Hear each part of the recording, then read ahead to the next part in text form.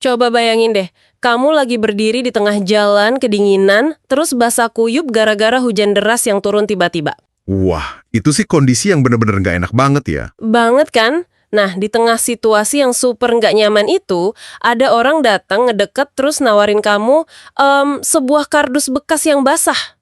Kayaknya kalau di dunia nyata refleks pertama kita pasti ketawa atau malah bingung ya. Kayak buat apa gitu ngasih kardus basah? Nah, itu dia. Tapi gimana kalau aku bilang, selembar kardus basah itu baru aja ngeruntuhin pertahanan emosional ribuan orang di internet. Oh, wow. Masa sih sekuat itu efeknya? Beneran.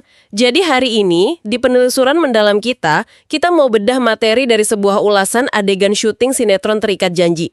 Di atas kertas, ini tuh cuma adegan hujan-hujanan biasa. Adegan klise sinetron pada umumnya lah ya. Betul. Adegan antara karakter Sena yang diperankan oleh Arya Saloka dan Davina yang diperankan oleh Asya Asunsya.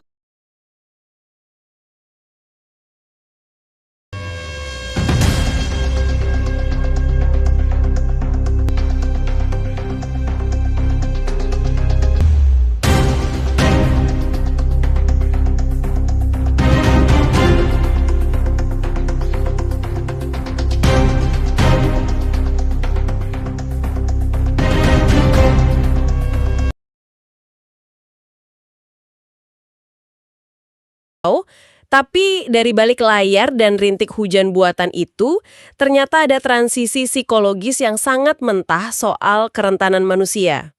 Menarik nih, soalnya sisi psikologis dari kerentanan ini emang sering banget luput dari perhatian kita. Kita kan terbiasa nyari ledakan emosi kayak pertengkaran hebat atau tangisan histeris gitu kan? Iya, yang dramatis-dramatis gitu. Padahal anatomi kerentanan yang paling autentik itu justru seringnya sembunyi di balik keheningan atau gestur kecil. Adegan ini tuh kayak ngasih kita mikroskop buat ngelihat gimana logika pertahanan diri manusia bekerja secara real time. Dan gimana dinding pertahanan itu bisa hancur, bukan karena dipaksa, tapi karena ada kehadiran yang konsisten. Mari kita bawa kamu yang lagi dengerin ke situasi alamnya. Bayangin kamu ada di lokasi syuting, hujan turun deres banget. Kondisinya nggak ideal lah ya buat Davina. Sama sekali nggak ideal. Davina kejebak dan alih-alih minta tolong, dia malah kelihatan berusaha ekstra keras buat tampil tegar. Dia natap Sena yang ada di dekatnya dan malah nyuruh pria itu buat pulang. Klasik banget itu. Nolak bantuan padahal butuh. Nah itu, dia bersikeras gak mau merepotkan. Kalau kita tarik ke kehidupan sehari-hari, kamu pasti ngerasa familiar sama situasi ini. Pasti ada hubungannya sama gengsi nih. Ya kan? Pernah gak sih kamu lagi punya masalah besar, stres berat gitu, terus ada temen deket datang nawarin bantuan. Dan refleks pertamamu malah bilang, aku bisa sendiri kok, kamu gak usah repot-repot, pulang aja. Sering banget. Padahal di dalam hati tuh teriak minta ditemenin. Tepat. Pertanyaannya, kenapa refleks pertama kita selalu dorong orang menjauh saat kita sebenarnya tuh paling butuh pelukan mereka? Jadi gini, refleks dorong orang menjauh itu sebenarnya mekanisme pertahanan berlapis. Akar utamanya tuh ketakutan akan penolakan. Oh, takut ditolak pas lagi butuh-butuhnya ya? Betul. Secara rasional, pas seseorang ada di krisis, kayak Davina yang kejebak hujan ini, otaknya tuh nyoba balikin ilusi kendali. Biar kelihatan tetap kuat. Iya, menyuruh Sena pergi, itu cara Davina bilang ke dirinya sendiri, aku nguasain keadaan ini kok. Kalau dia biarin Sena di situ buat bantu, dia harus ngakuin kalau dia rentan. Dan ngakuin kerentanan itu berat banget buat sebagian orang. Berat banget. Dalam psikologi evolusioner, ngakuin kerentanan berarti ngebuka diri buat kemungkinan ditinggalin pas kita lagi lemah-lemahnya. Jadi otak kita tuh ngambil jalan pintas. Jalan pintas gimana tuh? Kita mending nolak mereka duluan sebelum mereka punya kesempatan buat ngabain kita. Wah, jadi ini tuh pada dasarnya aksi sabotase diri demi ngelindungin ego doang ya? Bisa dibilang gitu. Kita lebih milih kedinginan sendirian daripada ngambil resiko ngerasa hangat, tapi ujung-ujungnya kedinginan lagi karena ditinggalin. Masuk akal sih. Tapi justru ini yang bikin respons karakter Sena tuh menarik banget. Kalau aku jadi Sena, insting normalku pasti ngajak berdebat. Ngomong apa emangnya kalau kamu jadi Sena? Ya aku bakal bilang, nggak maulah hujannya deras, kamu sendirian, aku harus di sini nemenin kamu. Tapi Arya Saloka milih pendekatan akting yang sama sekali beda. Gimana pendekatannya? Dia nggak ngebantah, dia nggak berdebat sama sekali. Arya Saloka tuh cuma diam, tetap ada di jarak pandang Davina, dan mastiin Davina aman. Di sini Arya Saloka bener-bener ngebuktiin kalau kadang nggak ngelakuin apa-apa itu artinya ngelakuin segalanya. Wah, itu cerdas banget. Karena pilihan buat diam, itu menargetkan sesuatu yang jauh lebih primitif daripada logika. Sistem saraf ya, maksudnya. Betul, sistem saraf otonom. Waktu seseorang lagi defensif, mereka tuh masuk ke mode fight or flight, bertarung atau lari. Siap-siap berantem bukunya. Tepat. Ngajak mereka berdebat, walau niatnya baik kayak, aku harus nemenin kamu, itu bakal dibaca sama otak mereka sebagai serangan atau tekanan baru. Oh, malah bikin dinding pertahanannya makin tebal dong. Iya. Sebaliknya, kehadiran fisik yang tenang, postur tubuh yang santai, dan nggak ada tuntutan verbal, itu pelan-pelan ngirim sinyal rasa aman. Berarti alarm bahaya di otak Davina mulai mati ya karena Sena tenang. Bener banget. Logika pertahanan diri Davina itu mulai runtuh bukan gara-gara argumen Sena yang menang, tapi karena tubuh Davina ngerasa udah nggak perlu lagi nahan dinding itu. Gila sih, di sini kapasitas Arya Saloka sebagai aktor bener-bener menonjol ya. Dia sadar kalau karakternya tuh lagi ngomong langsung sama rasa amannya Davina, bukan sama egonya. Analisis yang pas banget. Kalau diibaratkan ya, argumen verbal tuh kayak kita nyoba ngedobrak pintu besi pakai palu. Yang ada malah berisik dan pintunya dikunci makin rapat. Analogi yang bagus. Terus kalau kehadiran yang tenang? Kehadiran yang tenang itu ibarat kita nyelipin kunci secara diem-diem dari bawah pintu. Dan kita bisa lihat hasilnya di adegan itu. Kenyamanan mulai terbangun kan? Mereka nyari tempat berteduh dalam diem. Tapi biasanya adegan kayak gini pasti ada pemicu masalah baru kan? Nah bener, tiba-tiba situasinya berubah drastis 180 derajat. Sena mendadak hilang pas lagi nyari sesuatu buat berteduh. Dia hilang dari pandangan Davina. Wah, pemicu panik tuh pasti. Dan bener aja, emosi Davina telepon nedak. Suaranya bergetar, dia manggil lirih, tapi panik banget di tengah hujan. Sena kamu di mana? Perubahan emosi yang sangat drastis. Jujur aja pas aku baca analisis soal adegan ini, aku ngerasa ada ironi yang gede banget. Baru 5 menit lalu dia ngusir Sena kan? Mati-matian nyuruh pulang. Iya, tapi pas prianya bener-bener hilang sedetik aja, dia malah panik luar biasa. Apa sih yang memicu lompatan ekstrim ini? Jangan-jangan Davina ini cuma ngetes Sena doang? Bisa jadi ada elemen pengujian bawah sadar ya. Tapi akar dari kepanikannya itu jauh lebih dalam dari sekedar drama atau ngetes doang. Terus apa dong? Ini tuh momen runtuhnya sebuah gertakan emosional. Selama Sena masih berdiri di depannya, Davina tuh punya kemewahan buat bersikap angkuh dan mandiri. Oh, karena dia tahu Sena nggak bakal kemana-mana. Betul, kehadiran Sena itu berfungsi kayak jaring pengaman tak kasat mata. Davina berani melompat tinggi dan teriak, "Pergi!" Karena di alam bawah sadarnya, dia tahu jaring itu bakal nangkep dia. Dia tahu Sena nggak bakal beneran pergi. Tapi pas jaring itu mendadak hilang, realitas langsung ngehantem dia ya. Rasa takut kehilangan yang beneran langsung ambil alih. Tepat sekali. Dan rasa takut itu nggak diproses sama bagian otak rasional yang tadi nyuruh pulang.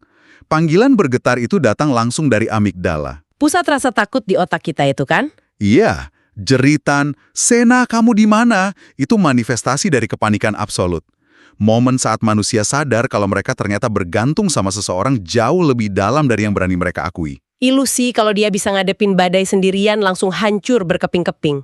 Bener. Momen kehilangan walau cuma beberapa detik ini memaksa Davina berhadapan langsung sama perasaannya.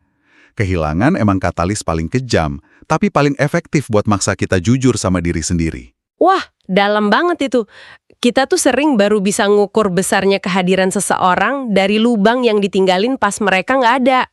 Iya, dan kepanikan ini pasti bikin penonton ikut nahan napas. Banget. Kita yang nonton ikut ngerasain sesaknya napas Davina, kita ikutan nunggu sang penyelamat kembali. Nah, kalau di sinetron romantis biasa, ini tuh momen dimana si cowok bakal muncul nembus hujan, bawa payung gede. Terus ngasih monolog panjang gitu kan. "Aku nggak akan pernah ninggalin kamu," gitu-gitu. Benar, atau minimal datang bawa jaket kulit mahal buat nutupin si cewek.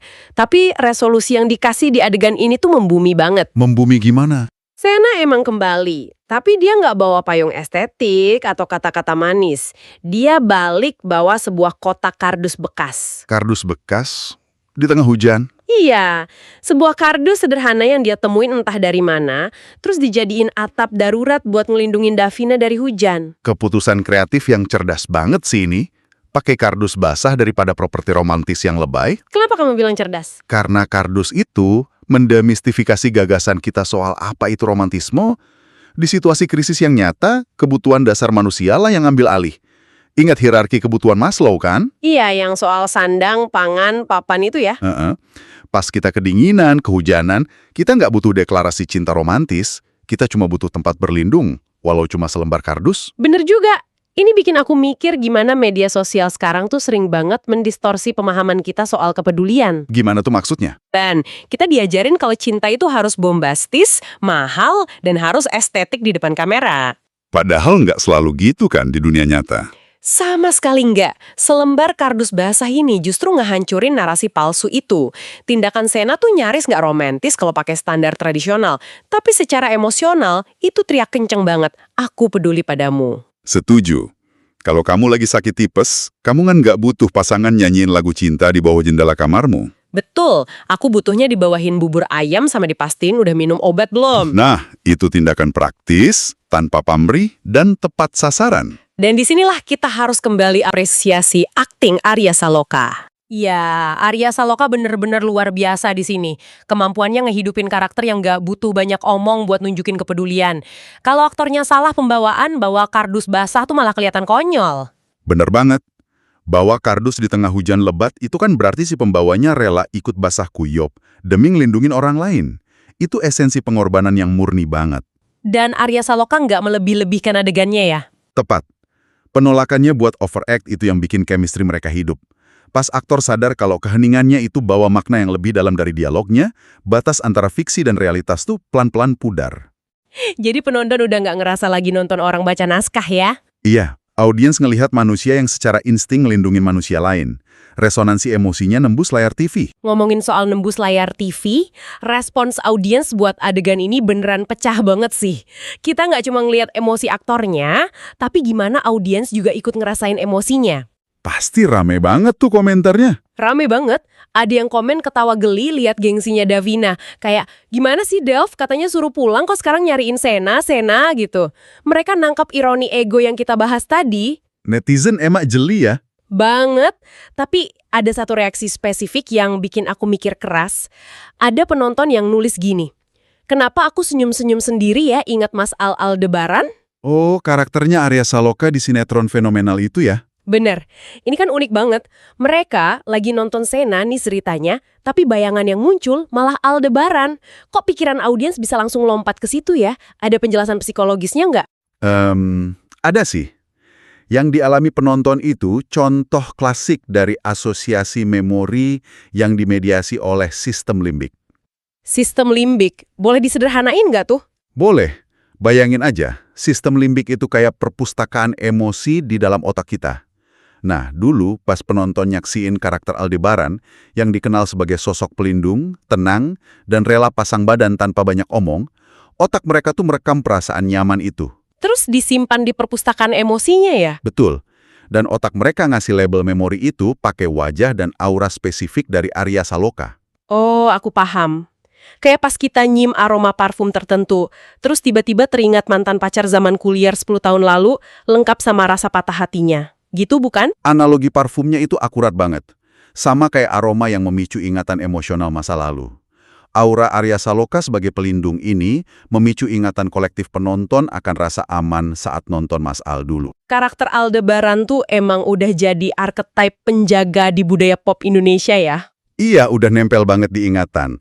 Jadi pas Arya Saloka balik lagi bawa kardus buat naungin Davina, otak penonton tuh secara otomatis ngebuka laci memori berlabel rasa aman. Mereka bukannya lagi bandingin sinetron mana yang lebih bagus ya? Bukan. Secara neurologis, penonton itu lagi ngalamin reuni emosional. Ini bukti kalau kualitas akting Arya Saloka tuh nggak cuma ngehibur sesaat, tapi ninggalin jejak emosional jangka panjang. Reuni emosional, suka banget aku sama istilahnya. Pantesan penonton ikut ngerasa anget padahal aktornya lagi menggigil di layar. Ngelihat gimana adegan ini mengalir dari ego, panik, sampai ke selembar kardus, rasanya kita perlu narik satu garis besar nih. Kayaknya kita butuh satu kesimpulan yang kuat buat pendengar ya. Setuju? Kita kan udah bahas soal gengsi, kerentanan ego, saras otonom, sampai perpustakaan memori. Nah, apa esensi terdalam yang bisa jadi kalimat hikmah buat pendengar kita hari ini? Kalau dari aku, interaksi mikrokosmos dari adegan ini tuh ngasih kita cermin ya. Kalimat hikmahnya kira-kira gini. Cinta dan kepedulian yang paling transformatif seringkali nggak datang dalam bentuk deklarasi besar pas cuaca lagi cerah. Terus datangnya pas kapan dong? Datangnya justru lewat kehadiran yang sederhana, konsisten, dan sangat praktis di saat badai paling lebat. Wah, merinding aku dengernya. Cinta yang transformatif adalah kehadiran praktis saat badai. Bukan sekedar rajin bilang aku sayang kamu, tapi kardus basah yang nolong kamu dari hujan. Bener banget. Pada akhirnya, ini bukan cuma soal adegan fiksi di TV. Ini soal keseharian kita semua. Sebuah kardus di tengah hujan tuh bisa jauh lebih berharga dari perhiasan emas, asalkan dikasih sama tangan yang tepat pas kita lagi butuh-butuhnya. Dan kepedulian autentik kayak yang dibawain lewat akting Arya Saloka ini bisa nembus semua kebisingan ego kita. Teks ulasan yang kita bahas ini tuh ngasih tantangan langsung loh buat yang baca dan nonton. Tantangan kayak gimana? Ya, setelah lihat pertahanan Davina yang runtuh, kita disuruh nanya ke diri sendiri. Kita ini cukup berani nggak sih buat nurunin gengsi pas butuh bantuan? Pertanyaan yang susah dijawab ya. Apalagi penulisnya juga nanya, apakah kita termasuk barisan orang yang mudah baper ngelihat gestur sederhana begini? Nah, itu makanya pertanyaan-pertanyaan itu maksa kita buat ngaca ke realitas hubungan kita sendiri. Pasti. Dan karena itu juga kita harus terus apresiasi ruang diskusi yang berani ngebedah makna dari karya sederhana. Buat kamu yang dari tadi dengerin pembahasan ini, kalau kamu ngerasa di frekuensi yang sama, kalau kamu percaya tindakan kecil tuh jauh lebih bermakna dari janji kosong, Jangan lupa buat terus dukung konten-konten edukatif kayak gini ya. bener banget. Jangan lupa kasih like, tulis juga dong pendapat atau pengalaman pribadimu soal kerentanan atau nurunin gengsi di kolom komen. Pastiin juga kamu share atau bagikan pembahasan penuh insight ini ke teman atau pasanganmu. Dan yang paling penting, pastikan kamu udah subscribe di channel Motivasi David. Yes, subscribe channel Motivasi David ya, karena mendukung platform yang konsisten ngebongkar makna dalam, kayak ngebahas sisi psikologis dari akting Arya Saloka ini, adalah cara terbaik biar kita nggak kehabisan bahan refleksi. Karena ya cerita yang bagus bakal selalu jadi kompas yang ngarahin kita ke nilai-nilai dasar manusia. Kehadiran adalah kompas yang paling akurat. Hari ini kita disadarin kalau ketulusan nggak butuh panggung yang megah. Kadang cuma butuh momen krisis kecil, rintik hujan, dan kesediaan buat basah-basahan demi jaga orang lain tetap kering. Intinya, kerentanan itu bukan kelemahan. Itu satu-satunya pintu masuk buat koneksi yang benar-benar nyata. Luar biasa. Nah, sebelum kita akhiri sesi kali ini, ada satu pertanyaan reflektif nih buat kamu yang lagi dengerin. Wah, pertanyaan Pak Mungkas nih. Iya dong.